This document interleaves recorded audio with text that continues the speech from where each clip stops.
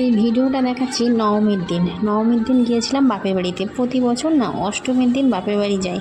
তো এবছর না ছেলে মেয়ে কেউ বললো যাবে না, মানে আমার জায়ের ছেলে মেয়ে ওরা সব একসঙ্গে হয়েছে। তো বললো এবার আর যাবো না মামা বাড়িতে। তো আমি বললাম একা যাবো। তা আমার উনি বললো যে ঠিক আছে আমি যাব কালকে, কিন্তু আজকে আর যাবো না, নবমীর দিন যাব।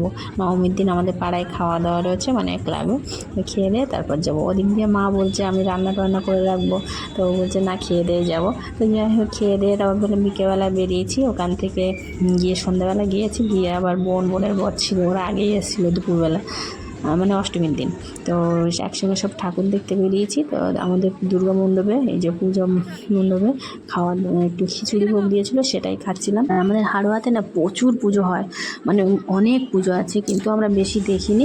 এই রাস্তার ধারে প্যান্ডেলগুলো দেখেছি। তো বেশ ভালোই লেগেছে। তো ঠাকুর কিংবা প্যান্ডেল, যে কটা প্যান্ডেল দেখেছি বেশ ভালোই লেগেছে। আর বেশি অর্ধেকটাই দেখা হয়নি। তো আমাদের মানে হাড়োয়ার দুর্গা মণ্ডপের পুজোটাই হচ্ছে সবচেয়ে পুরানো পুজো।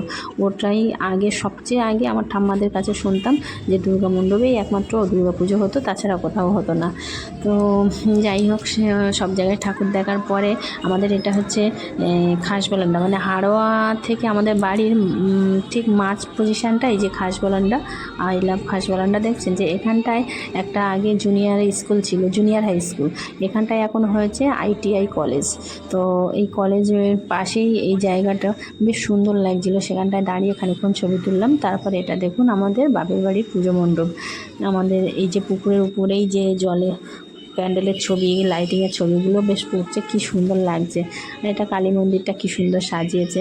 তো আমাদের আমার বাবাদের এই পুকুরের পাশেই প্যান্ডেল করে ক্লাব আমাদের।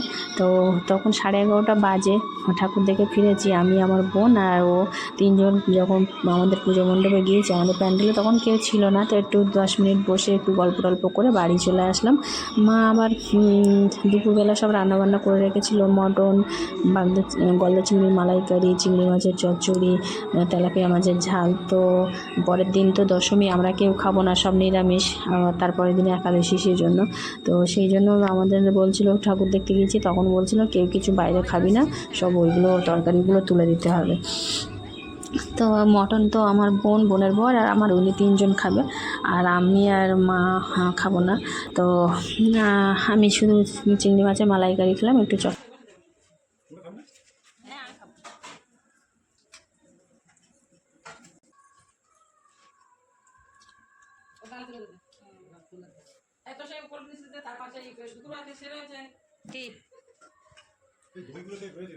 সিদ্ধ ভাতটা করা যায় হবে।